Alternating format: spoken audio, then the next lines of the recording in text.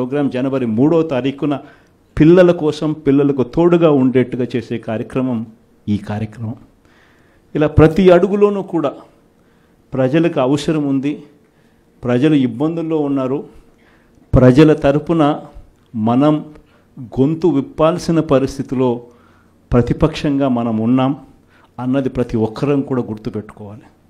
ఎవ్వరూ కూడా ఎక్కడా కూడా భయపడద్దండి. ఏమున్నా కానీ ఢీకొందాం. మీ అందరికీ పార్టీ తోడుగా ఉంటుంది. మీ జగనన్న మీకు అందరికీ అండగా ఉంటాడు మాట చెప్తాను.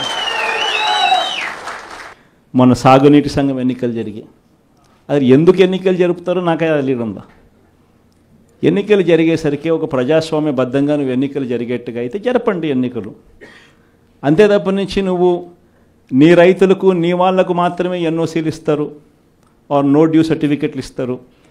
నీకు వ్యతిరేకంగా ఉన్న రైతులు, మామూలు రైతులు, సామాన్య రైతులకు నో డ్యూ సర్టిఫికెట్లు ఇవ్వకూడదు అని చెప్పి నువ్వు డిసైడ్ చేసుకున్నప్పుడు ఎందుకు ఎన్నికలు జరుపుతారు?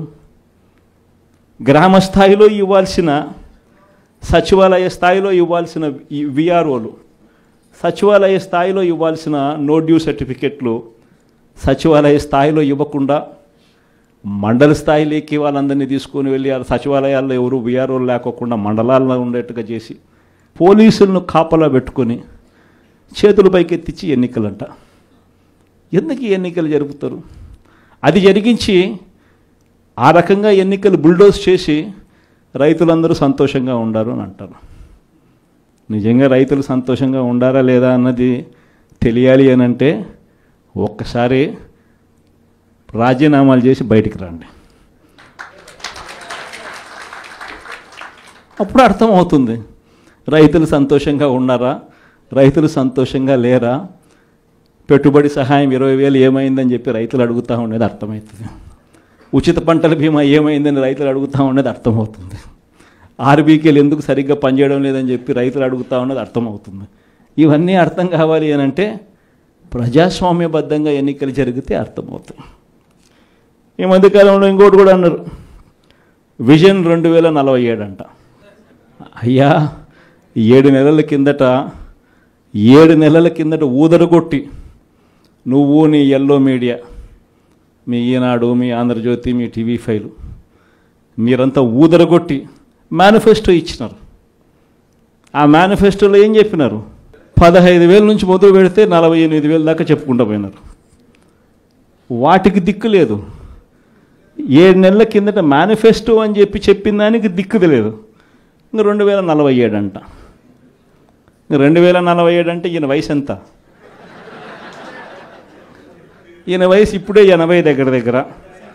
ఇంకా 2047 ఎవడు ఉంటాడు, ఎవడు పోతాడు? 2047 అని చెప్పి ఒక విజన్ అంట, ఒక డాక్యుమెంట్ అంట. నిజంగా నాకు ఆశ్చర్యం అనిపిస్తుంది. అసలు విజన్ అంటే ఏమిటి?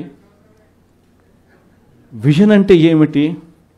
నిజంగా మనిషి అభివృద్ధి బాటలో అభివృద్ధి బాటలోకి మనిషిని తీసుకొని పోవాలి అని అంటే ఆ అభివృద్ధి బాట ఏమిటి అని చెప్పేది విజన్ డాక్యుమెంట్. నిజంగా ఒక మనిషిని 20 ఏళ్ళ తర్వాత ప్రపంచం ఎలా ఉంటుంది, ఆ 20 ఏళ్ళల్లో తర్వాత ఈరోజు చిన్నపిల్లాడిగా ఉన్న పిల్లాడు 20 ఏళ్ళ తర్వాత ఆ పిల్లాడు ఎలా ఉంటాడు, ఆ పిల్లోని భవిష్యత్తు ఏమిటి, ఆ పిల్లోని కోసం మనం ఈరోజు వేసే అడుగులు కరెక్ట్గా వేస్తూ ఉన్నామా లేదా అన్నది విజన్. ఆ విజన్లో భాగంగా ఆ రోజు వైఎస్ఆర్సీపీ ప్రభుత్వంగా మనం వేసాం అడుగులు. Christmas is about love. It's about kindness and compassion. It's also about sharing what we have. Jesus has taught all of us to live in peace and harmony with each other. And this is something that all of us have to remember. All of us together need to strive to make the communities, the societies that we live in, more peaceful and tolerant. Christmas is about giving back to people who are also less fortunate. I started my journey in Mangalgiri in 2019. I lost in 2019. But I truly believe that I should again succeed where I lost. Why am I sharing this with you here? In our journey of our life. We will have many failures coming our way, but that should not deter us. There is a saying, failure is a stepping stone for success. And I believe I am an example standing in front of you. God has His own way. He designs His own challenges for us. I truly believe that He tests us again and again. And all of us should take a failure straight on its head and work hard to ensure that we deliver in what we believe. And I also believe that God has given us a lot of strength for each one of us sitting here. There's nothing about me, myself. We should all think about our families. We should think about our communities. If we all come together, we can do substantive change in society. I see a lot of youngsters here today. When I was your age, I used to also complain about things that should improve. It could be in society, it could be at home. But all of us should be the change agents. And that is very, very important. You know, John F. Kennedy in his inauguration speech said, don't ask what the country can do for you, but what you can do for the country. It's very, very important that we all think of it from that perspective. All of us have that strength in us, all of us have that energy in us. God has given each and every human being a unique strength. And together we can make not only our village, our ward, our constituency, but actually India a great nation.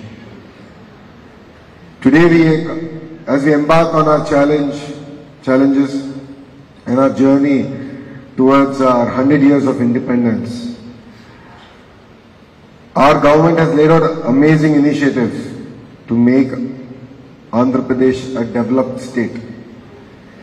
And in each one of you, I see the future of Andhra Pradesh.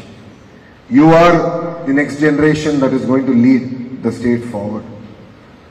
So all of you should use your strength well, your talents well, and you should really make Andhra Pradesh proud, not only in our constituency in India, but globally. Saying that, I'd like to thank everyone for giving me this opportunity to be here. You know, I studied in the US for about almost, I lived in the US for almost 9 years, out of which I studied for 6 years there. I did my bachelor's at Carnegie Mellon.